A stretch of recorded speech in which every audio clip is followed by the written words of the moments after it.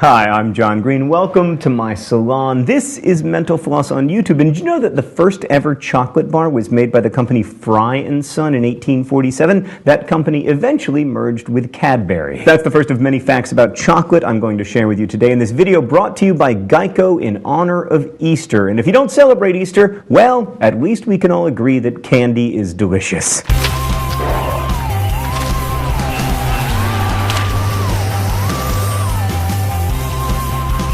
We can thank the Industrial Revolution for access to chocolate. Like during the early 1700s, the chocolate-making process became mechanized, but back then, people only drank their chocolate. They didn't start eating it until about a century later. According to USA Today, 100 pounds of chocolate are consumed in the United States each second. Which reminds me, Mark, I haven't had a Hershey's Kiss in like 14 seconds. What do I pay you to do exactly?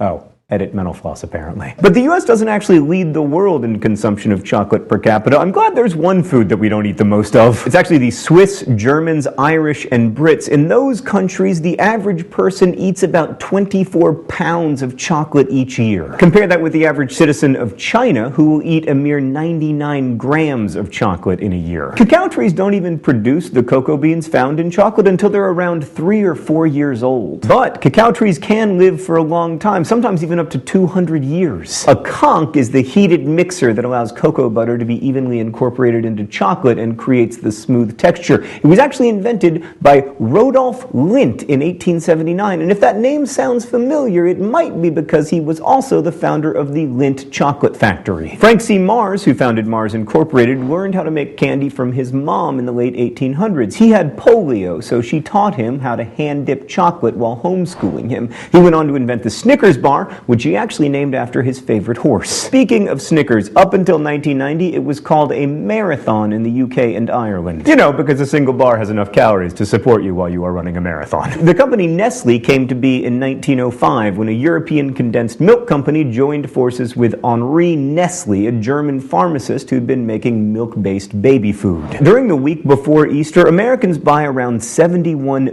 million pounds of chocolate candy. That's more than the week before Valentine's Day, around 48 million pounds, but less than the week before Halloween, about 90 million pounds. By the way, all these chocolate facts are making Domo hungry, but John's like, Domo, you look like chocolate, and I'm hungry. Hershey's Kisses were wrapped by hand between their invention in 1907 and 1921, when a machine was created that could do that work. Because the film Psycho was filmed in black and white, the crew used Bosco chocolate syrup in place of fake blood, so it would look more like blood on camera. For the classic I Love Lucy episode Job Switching, in which Lucy gets a job at a candy factory, they cast an actual chocolatier. Desi Arnaz discovered her making chocolate at a farmer's market and cast her as the woman who teaches Lucy how to hand-dip chocolates. The Quaker Oats Company bought the rights to Charlie and the Chocolate Factory and then financed the 1971 film Willy Wonka and the Chocolate Factory in order to promote a new candy bar, which they named the Wonka Bar. It's one of those things where the marketing was significantly better than the product. Now, Harry Potter was not written to sell chocolate frogs, although that was a wonderful side benefit. But anyway, in the Danish translation of Harry Potter, the chocolate frogs are called pratul, and considering that plat is a slang word for stupid and ool means owls, they're basically called stupid owls. In 1947, there was a chocolate bar strike in the town of Ladysmith, Vancouver Island in British Columbia. The children of the town were outraged when the price of candy bars at the local cafe was raised from 5 cents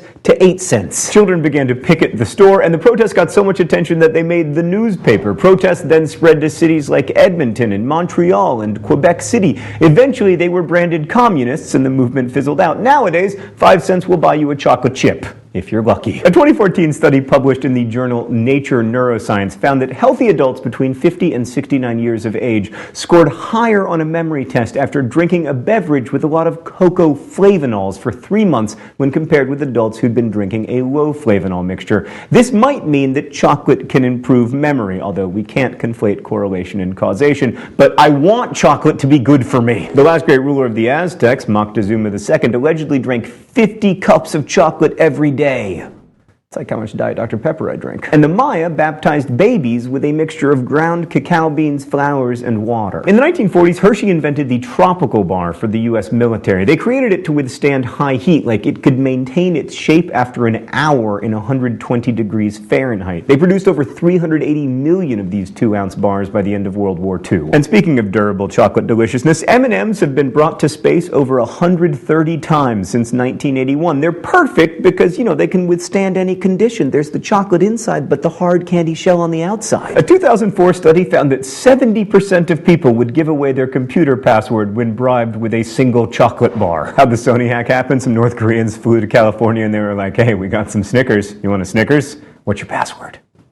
That was it. That's all it takes. It's the theobromine in chocolate that's poisonous to dogs. They shouldn't eat it because they metabolize it too slowly. So you cannot have chocolate, mostly because you're made of porcelain, but partly because it would make you sick. Interestingly, theobromine is also a cough suppressant. In fact, a 2004 study showed that it's about a third more effective than codeine. In 2006, the Hallerin chocolate factory in Germany teamed up with the Haars clock factory to create the world's largest cuckoo clock made out of chocolate. At over 9 feet tall, it weighed 250 pounds. In a 2008 study from the University of Copenhagen, men ate 15% less pizza after eating 100 milligrams of dark chocolate as opposed to the same amount of milk chocolate. The researchers believe that dark chocolate might help curb cravings for salty foods. But the lesson for me is that if you want to eat a lot of pizza, and I do, you should probably eat milk chocolate. At the Cadbury factory in Bourneville, they can produce around 1.5 million Cadbury cream eggs every day. And finally, I returned to my salon to tell you that in the 17th century, a bishop in the Spanish town of Chiapa-Real banned chocolate during Mass because women kept having their maids bring them hot chocolate during services. Suspiciously, soon afterwards, the bishop died, and many believed that he had been poisoned in the name of chocolate.